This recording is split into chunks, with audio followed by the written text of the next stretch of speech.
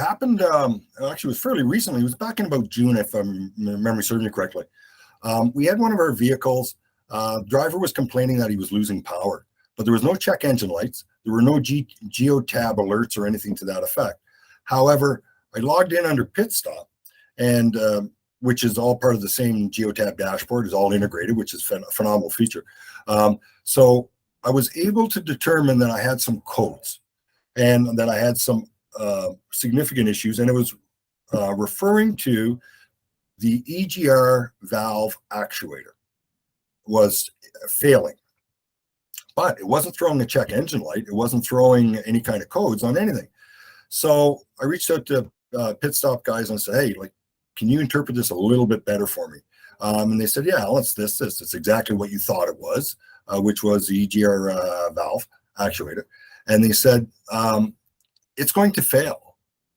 And I said, okay, well, let me check with the shop and see if I can get it in to be repaired and one of those things. So I contacted the shop, and this was on a Monday. And they told me, yeah, we can bring it in. Yeah, get it in right away. You know what, do we have to tow it in?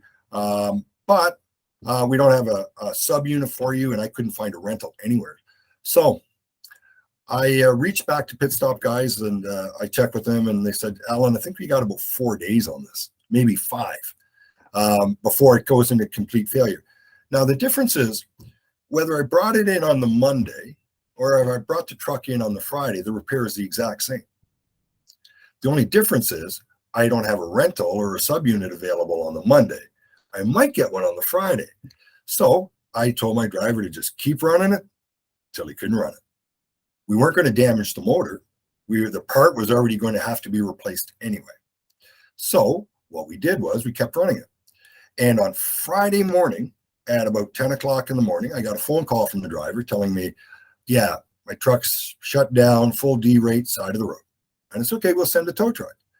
And it's kind of ironic because about 45 minutes before that, I checked with our third-party service provider, and they told me they had a subunit available. So they towed the subunit out, they hooked the other one up, brought it back, and we continued on. So I literally did not lose operations for 4 days.